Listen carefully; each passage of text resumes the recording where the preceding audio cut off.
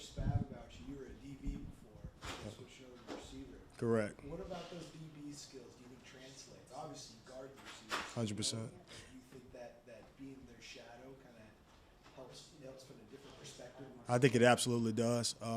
Just like me playing DB all my life, like just my 5 years playing at Louisiana Tech, everything that I've done, I actually teach against it now. I use that for an advantage to teach against the DBs. So it actually works in that favor. And it makes me look back and, be glad that I actually played it that long, and I'm able to translate it and teach the receivers how to attack it because I've done it, and that's kind of my coaching style.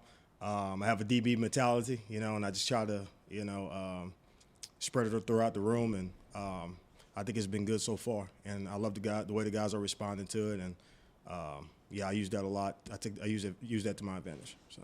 What's kind of been the biggest learning curve for you working with wide receivers rather than DBs? Just verbalizing, right? Just verbiage, knowing what it's called instead of saying, hey, you have a hitch. Instead it's a mid hitch, it's an extended hitch, there's a slow to go hitch, there's a runaway hitch, just verbalizing. And same thing with the slot. Instead of running a dig, there's a certain type of, there's a Chicago, there's a follow, there's a cross. There's so many different variations to it, and just verbalizing it and knowing the language of it all. That was the biggest challenge, but obviously after the first 2 years of doing it, I just kind of picked up on it and just kind of ran with it and started giving them my own little flavor, my own little spice. So that was the biggest challenge, I would say. We've talked a lot about how deep this receiver room is. You have a lot of guys. This is the second time we've talked to receivers, and it's 3 different guys each time. That's how you get the podium treatment. How nice is that as a luxury, as being the receiver coach, or is it not a luxury trying to figure out who you're going to put out there? I would say both, because it makes my job easier. Because these guys, I think you heard Coach Spav say earlier, a lot of these guys played football games. So they got the experience. They're not going to have the stage fright. They're able to go out there and execute, and you can trust them out there on the field to know what to do.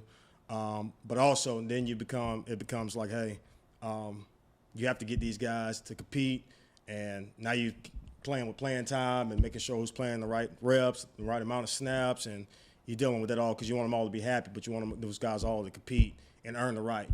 So all of them expect to play the same amount, but that can become a challenge. But I love this group. I love the way they respond. I love the way they push each other, and I don't have any egos in the room. I'm going on my 3rd year here, and just watching them grow as men over time. That's the most beautiful thing for me as a coach to be able to see and development. And so I'm pleased with where we are.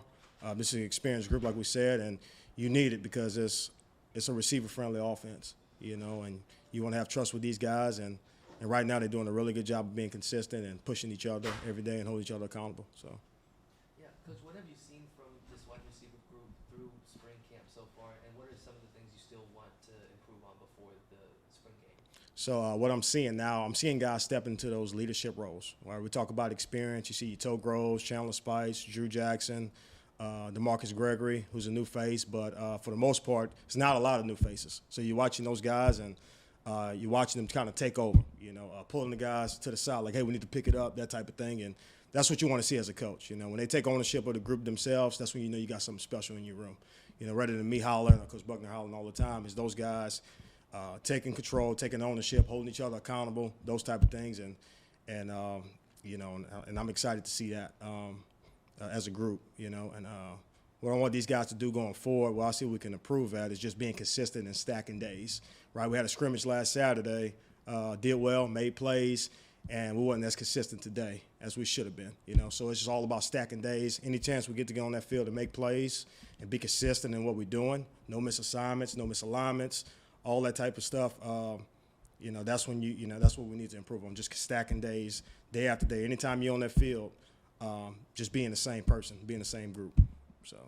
And we're getting to talk to Toe Groves today, and he was dealing with some injuries last year, his first year.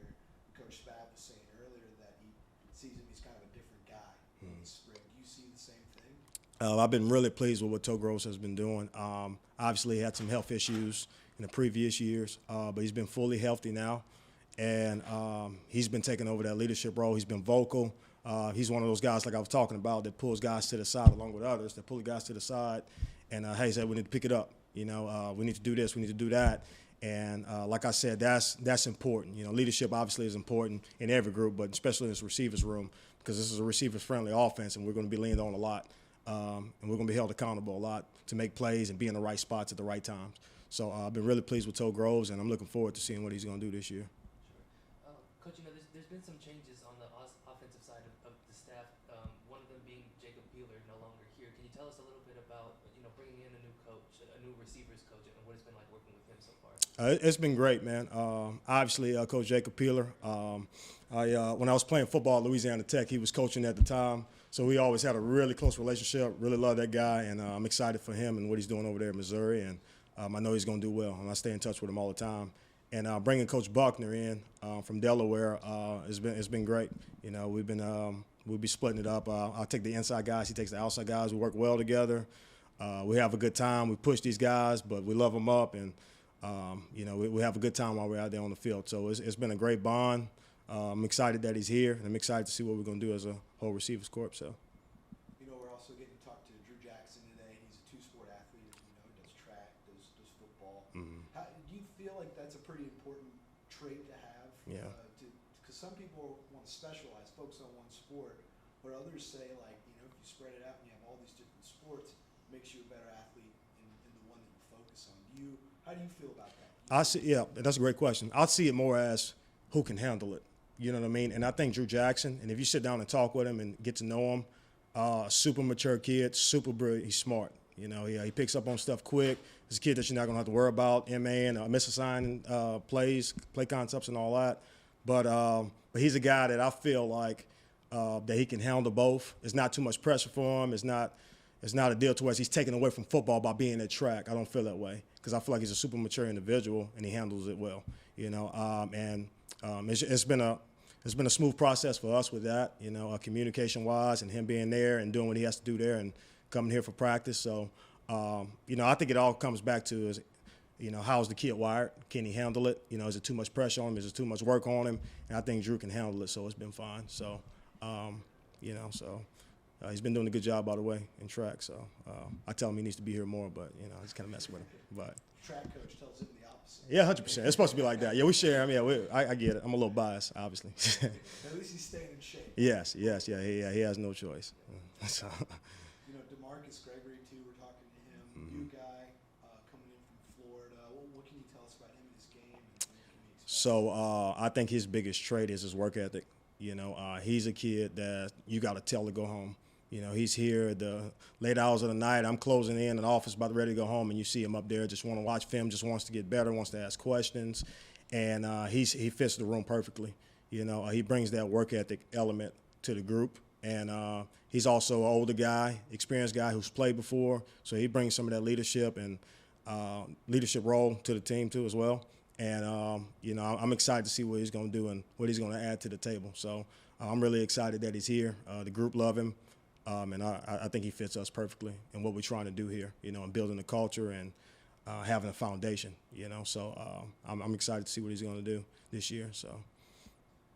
From a receivers coach perspective, can you tell us a little bit about what you've seen out of the quarterback group so far and kind of their connections with the receivers? Yeah, no, it's been great. And like I said, it's a receiver-friendly offense. We throw it around. We want to spread it around. So their communication and their bond has to be close, And I've seen a lot of good stuff from just a QB to receiver ratio, from throwing the ball, completing the ball, and being at the right spots. It's a trust thing, and those guys do a really good job of communicating out to us and us verbalizing and communicating it out to the other guys. And I think it's been really good. And like I said, it's a pass-friendly offense, and we have to be really good at those two positions, And as of now, I think it's trending in the right direction. And I think it's the sky's the limit for it. So we just got to continue to stack days, like I talked about earlier, and which I think we will. So, and that kind of stems back from having a veteran group. So it's we put a lot of pressure on those guys, but like I said about Drew Jackson and some of the other guys, like I feel like they can handle it. So, and we're gonna continue to push them. So.